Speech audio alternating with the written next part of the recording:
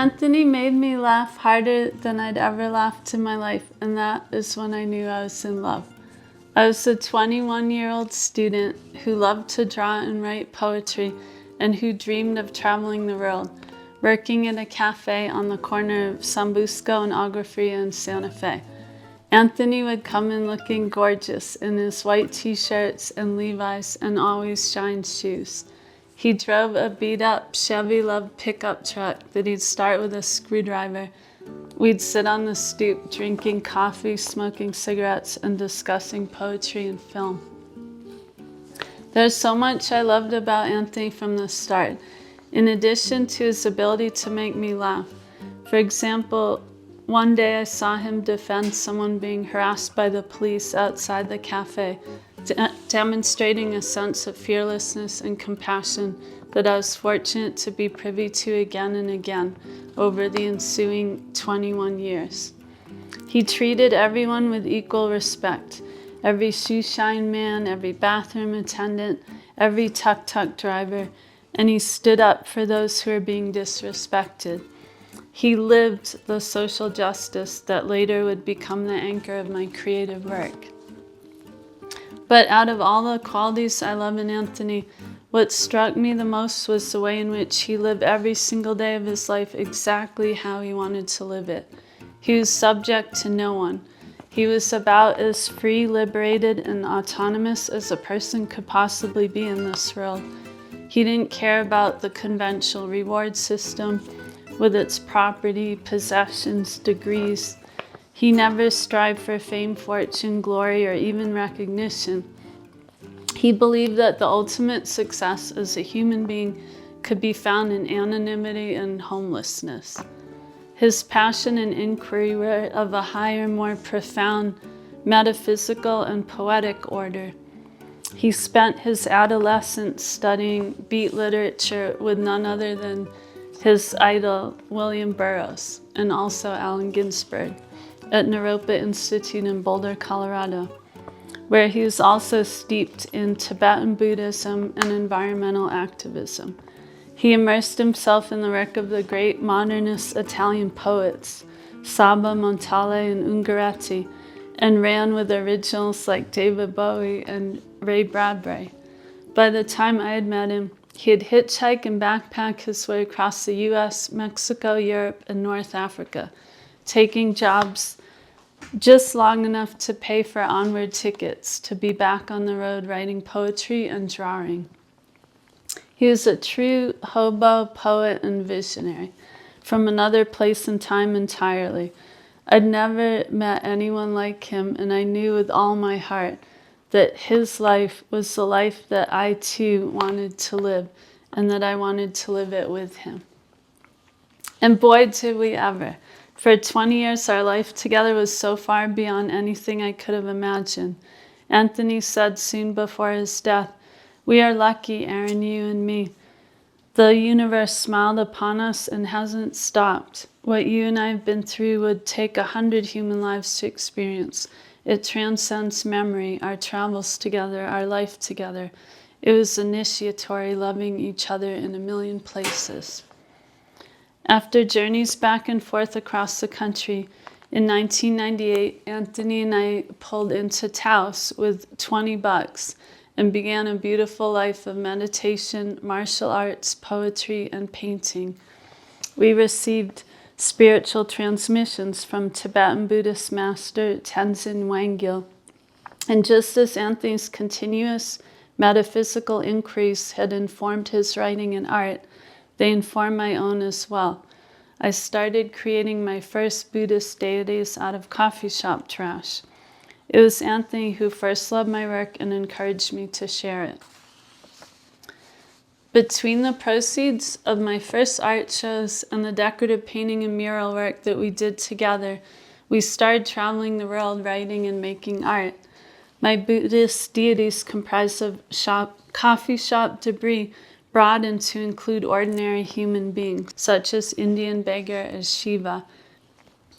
The process of traveling itself, the indignities and exhilarations of airports, train stations, port cities, passport control, the constant transitions that punctuated our spiritual practice of reflecting on the transitory nature of all phenomena was inspiring in and of itself for us both. I subverted passenger safety guides, for example, and created an entire body of work based on travel, which was also a statement of social inequality and prejudice that humans, as evidenced in friendly skies, are met with while crossing borders. The signature piece in this series was the raft, flanked by Michelangelo's dying slaves demonstrating safety equipment. We traveled to over 50 countries for months every year. We had art exhibitions in Buenos Aires and Berlin. We flew to Egypt for the revolution, studied Spanish in Nicaragua and Peru. We often lived abroad for stretches, trying our best to get beneath the surface of cultures, making friends, getting around on foot. Our travels were always on a shoestring, or as Anthony would say, on a G-string. Sometimes we would run out of money and lay our belongings out on the periphery of a flea market, or hawk our jewelry, or find a cold water guest house where we could live on an endless tab until one of my paintings sold. One time we fasted for 3 weeks to save money for a plane ticket home. Ours was a life of adventure, but always rooted in spiritual and martial transmissions and general philosophical and personal transformation. We trained Kung Fu in China, the US and Sweden, for example, with the Yin-style Bakwa masters Dr. Shea and He Jinbao. We danced tango off and on during our many trips to Argentina. Bakwa became a daily practice throughout our relationship. Bakwa and tango both became crucial practices for me in moving forward and transitioning after Anthony's death, and in maintaining a personal balance, as was ayahuasca ceremony with matriarchal Shipibo shamans in the upper Peruvian Amazon, a profound initiatory ritual we had experienced together during his lifetime as well. Perhaps the most profound experience we both shared during the years following Anthony's cancer diagnosis were with the shaman Ratu Bagus at his otherworldly ashram in Bali, Indonesia, at the foot of Mount Agung. There, we did a bioenergy shaking meditation that dissolved all pain, stress, even the cancer for a time, and allowed Anthony to eventually transition to another realm with a clear, fearless heart. Anthony and I stayed in a black, scorpion-infested 14th century olive mill in Italy, in a fisherman's house off the coast of Panama, infested with pool gusts, a poet's house in Kathmandu, where 100 doves roosted in our rooftop kitchen where we'd make coffees and cook rice. All the places we lived were funky but mystical, perfect for painting, poetry, coffee, cigarettes, and love. We saw so much beauty on a slow boat down the Mekong in Laos, fireflies in Borneo, monkey temples, relics of the Buddha, ancient temples overgrown with trees, 100 starlings fishing on the sea at night way down the coast of Argentina, the Milky Way mirroring 1,000 shells beneath our feet in the South China Sea, red suns setting and moonrises and pink dawns from open train cars in India. And we made so many friends along the way with whom we've shared meals and laughs. So often, my incessant sketching would engage people of all walks of life, men who shine shoes like the Lusterbota from Ecuador, women who clean bathrooms like Egyptian Layla, bathroom attendant at the Sphinx, or who sweep streets like Uruguayans Leticia and Andrea, and help us forge connections, as did Anthony's sense of humor. He had a remarkable ability to make people laugh in any language with his physical humor, and his own art was often likewise tongue-in-cheek. He had a magic and generosity of spirit wherever we went, those infectious, as was our love. I can't tell you how often people have remarked to me what a great chef, comedian, or leader Anthony would have been, or that he should be world renowned for his writing and art. He could have been or done anything. He had talent and charisma in spades. But one of the most beautiful aspects of Anthony was that he never did parlay any of his talents opportunistically. He lived his life as a gift to those around him.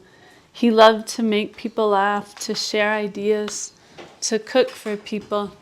He shared everything he had, his knowledge, his experience, his love. That he chose to share so much of his life with me is a profound honor.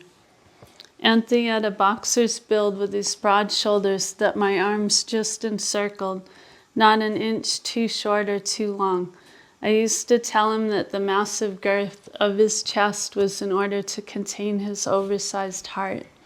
He had boundless compassion, and the cruelty and injustice of the world infuriated him and hurt him viscerally, something which he never ceased to express through his bold and courageous art. He always felt that the world could and should be magical, with art, poetry, music. And this is how he lived his life. Our life together was truly magical. Ours was a deeply personal love story, yet one that we came to realize is universal, as it is a love story that transcends place and time, as all love stories do. All our transitions, transmissions, and transformations led us again and again to the certainty that we, as human beings, share more commonalities than differences, something we both sought to illuminate in our own ways through our creative work, like my American Women Dismantling the Border. And that, in the end, all that matters is how we treat those whom we encounter. All that truly matters is love.